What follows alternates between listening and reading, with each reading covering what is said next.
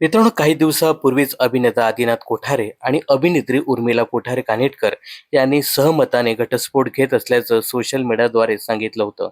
गेल्या काही वर्षापासून हे दोघेही एकमेकांपासून वेगळे राहत होते. त्यामुळे सोशल मीडियावर या दोघांबद्दल खूपच चर्चा रंगल्या होत्या. अशातच 16 जुलै 2026 रोजी या दोघांनी घोषणा करत आपण घटस्फोट घेत असल्याचं जाहीर केलं. आता घटस्फोटाच्या 1 महिन्यानंतर आदिनाथ कोठारे याने नवी इनिंग सुरू केली आहे.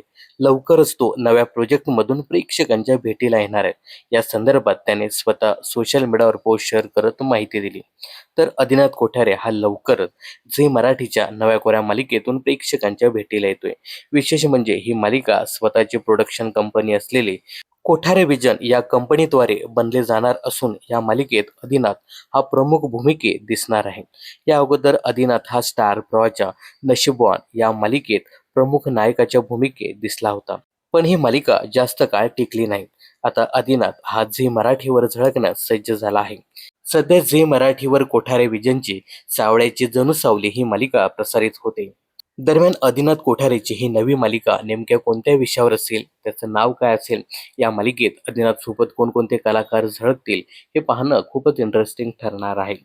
तर कोठारे विजनच्या या नव्या मालिकेबद्दल तुम्हाला काय सांगायचं आहे कमेंट्स करून नक्की सांगा. मनोरंजन क्षेत्रातील अशाच फिल्मी अपडेट जाणून घेण्यासाठी चॅनल जर सबस्क्राईब केलं नसेल तर जरूर करा.